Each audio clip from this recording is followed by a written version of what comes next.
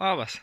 Čia noriu dar pasidalinti dar vieną dažną sakinį, kuris dažnai nereiškia tai, ką mes norim, kad reikštų. Ir tai, kai sakom, kad mes kažko nemokam. Pavyzdžiui, a, kartais yra tokių dalykų, kurių mes nemokam, kaip pastatyti raketą. Bet kartais būna ir kitų dalykų, kaip sakyti, aš nemoku piešti. Arba kažko, ką vaikystėje mokėjai, bet staiga užaugai ir nusprendėjai pasamoningai, kad tu to nebemokė. Ir yra skirtumas sakyti aš nemoku ir gilintis į tai ir pažvelgti į klausimą, ar aš norėčiau išmokti tai.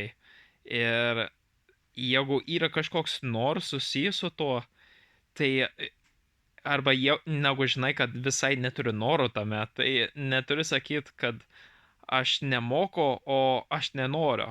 O jeigu ale nemokė, bet nori, tai gali paversti tą sakinį, aš noriu išmokti geriau piešti.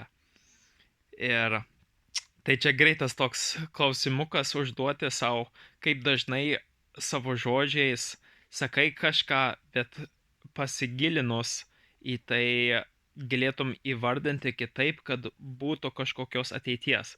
Nes kai sakom, kad mes nemokam, tai uždedam tašką. Ir aš to nedarysiu, nes aš nemoku. Ir tai yra kažkokia kliūtis, kuris stabdo kažkokį augimą kažkokioj vietoj, kur būtų visai faina galbūt ir augti. Tai tik tiek.